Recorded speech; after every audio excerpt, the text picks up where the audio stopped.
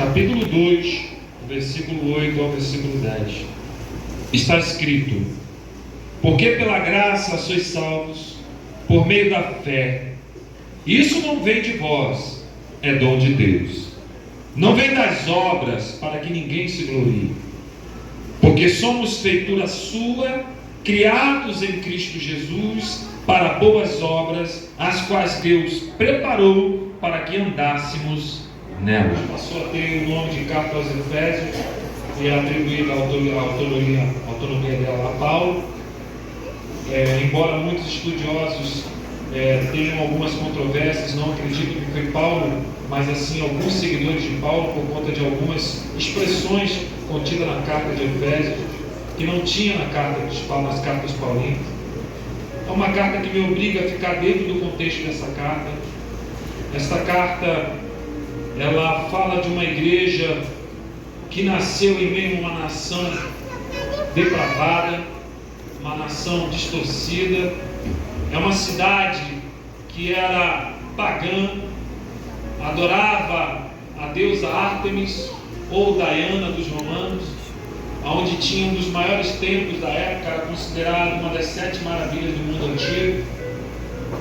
Uma cidade que era bem localizada na Ásia Menor, passou a ser ali uma grande referência, uma capital, uma metrópole, que tinha acessos, era abrangente em comércio, era uma cidade muito próspera, onde ali se cultuava essa deusa, onde o povo ali tinha um costume, era um povo que tinha um hábito muito ruim, muito mal.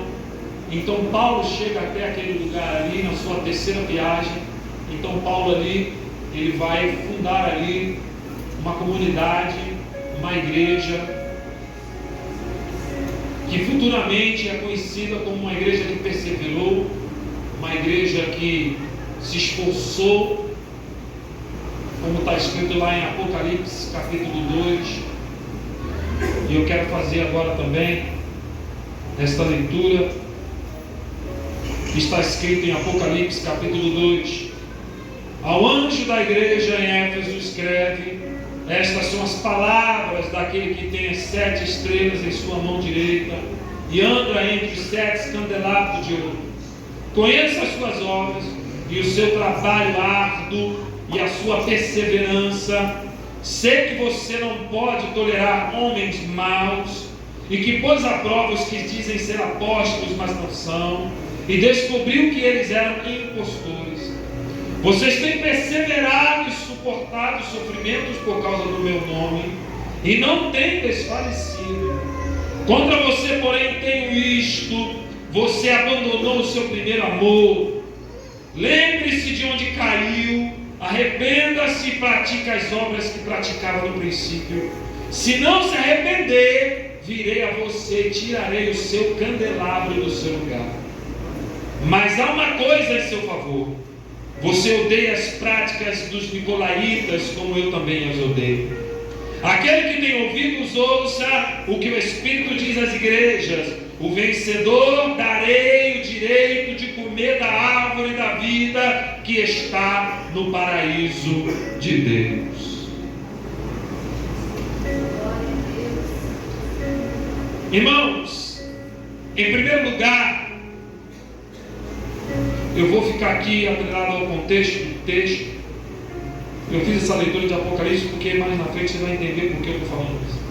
Porque pela graça sois salvos, por meio da fé, e isso não vem de vós, é dom de Deus. O que ele está dizendo aqui, que pela graça sois salvos por meio da fé, e ele diz: isso não vem, isso o que? A fé, ela não vem de vós, é dom de Deus.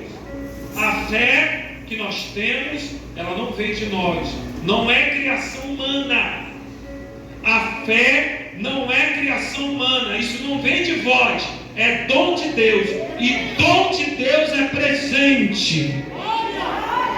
A fé que você tem hoje, que te fez sair de dentro de casa, que te faz suportar os sofrimentos da vida, que te dá força para você fugir da aparência do mal, para negar a carne, para negar as tentações, essa fé que te deu foi Deus, não vem de você, não é algo que surgiu no teu coração pela tua própria capacidade.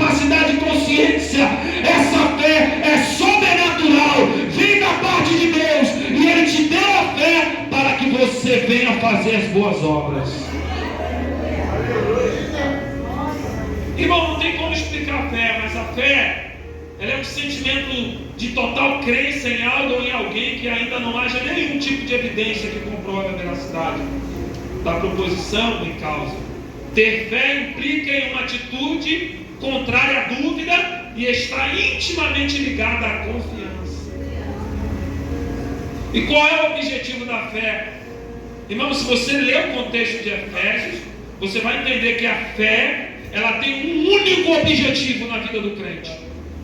Existe um único objetivo para se ter fé. Porque tem gente que acha que tem fé pelas suas próprias obras, por aquilo que ela faz, pela forma como ela se conduz diante da igreja. Irmão, a fé não foi dada para esse tipo de coisa. É por isso que no versículo 9 diz: não é pelas obras para que ninguém se glorie. Eu quero que você entenda o negócio. A fé foi te dada com um único objetivo. Diga comigo: vida eterna.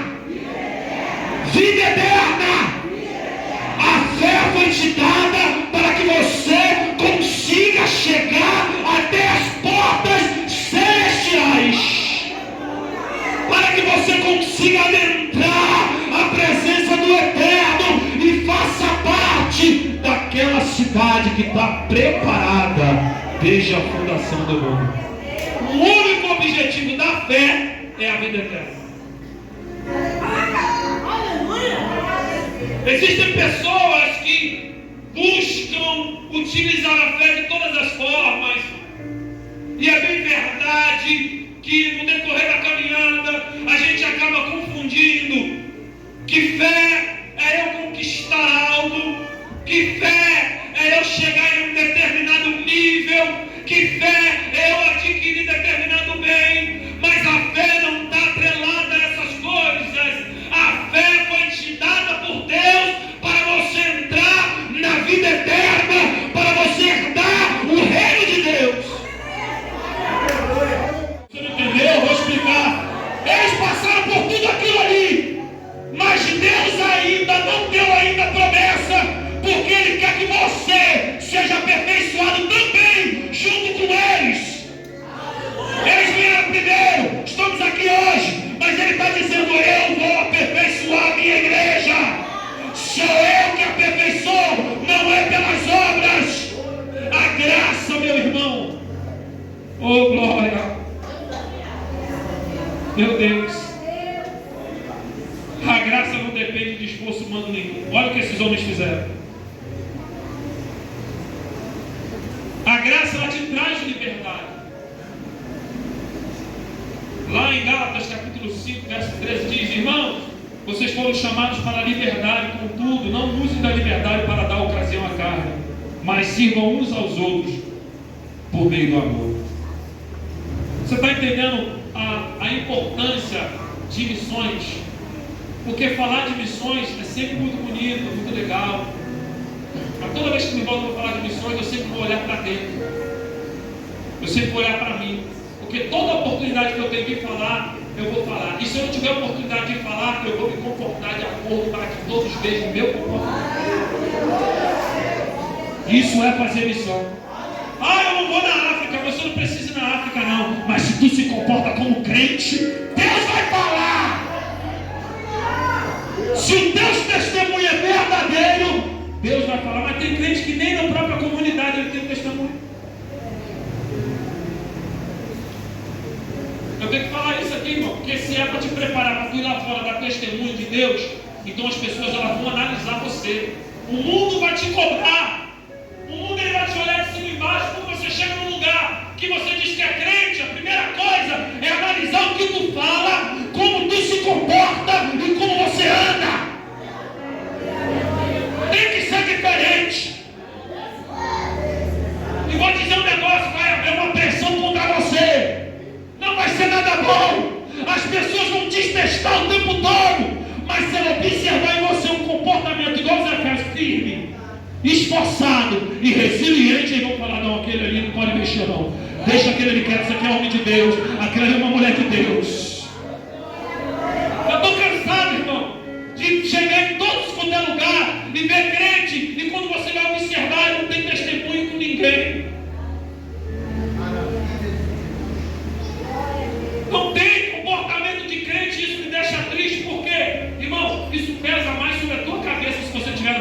que ele.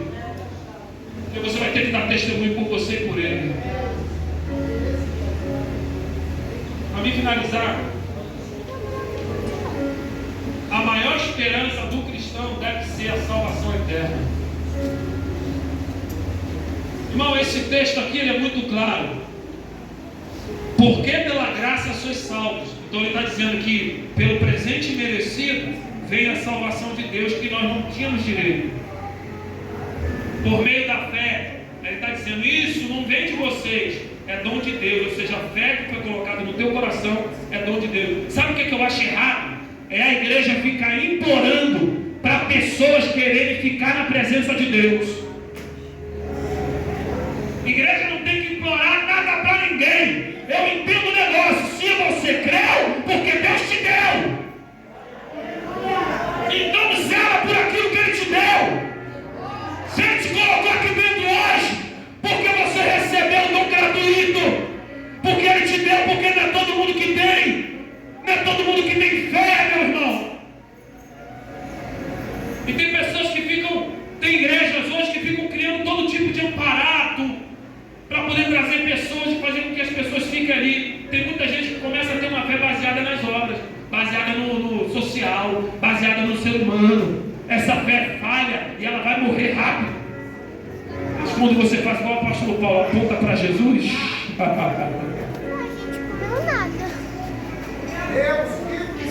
Eu vou finalizar.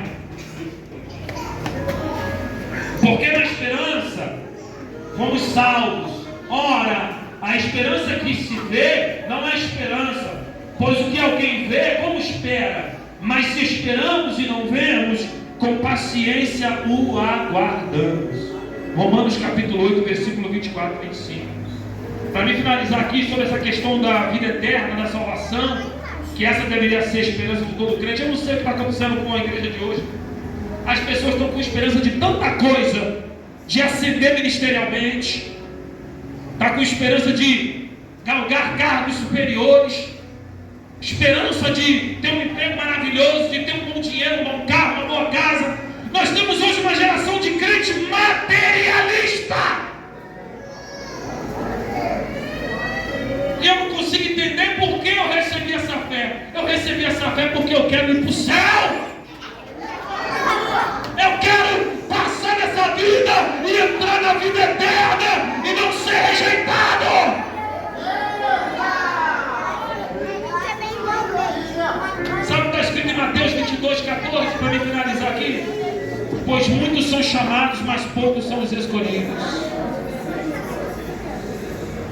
Irmão, muitos são chamados e poucos são os escolhidos. Que tipo de pessoa você é? Chamado ou você é escolhido? Vai ficar essa pergunta para você. Você é chamado ou você é escolhido? Porque chamado, Deus chama todo mundo tem, Ele chama. Mas nem todos são os escolhidos. Isso aqui fala da parábola das bodas. Os que foram chamados recusaram, mas outros foram chamados e aceitaram o convite. Mas deixa eu falar um negócio: aceitar o convite não é garantia de nada. Revejam como é que está o seu coração, como é que está a sua caminhada, a sua vida. Coloca na balança, que eu vou te dizer um negócio, meu irmão, sinceramente, não está para brincadeira não. Naquele dia vai ser pesado na balança. A porta de Deus é justiça, e a justiça ela é reta, e a justiça não é bonita, pastor. Ele hoje está como advogado, né? Naquele dia ele será juiz e será justo.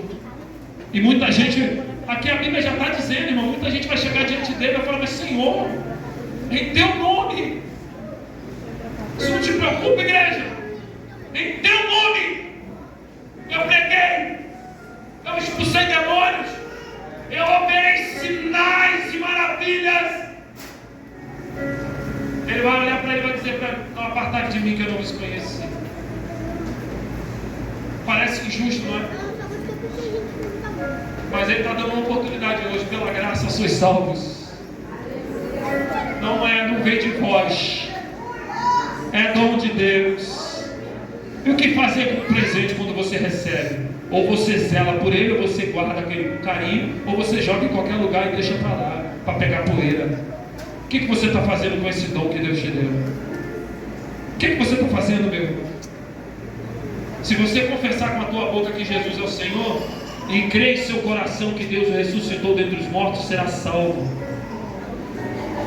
Em João 5,24, eu asseguro que quem ouve a minha palavra e crê naquele que me enviou, tem a vida eterna e não será condenado, mas já passou da morte para a vida. Em Lucas 21:36, para me finalizar,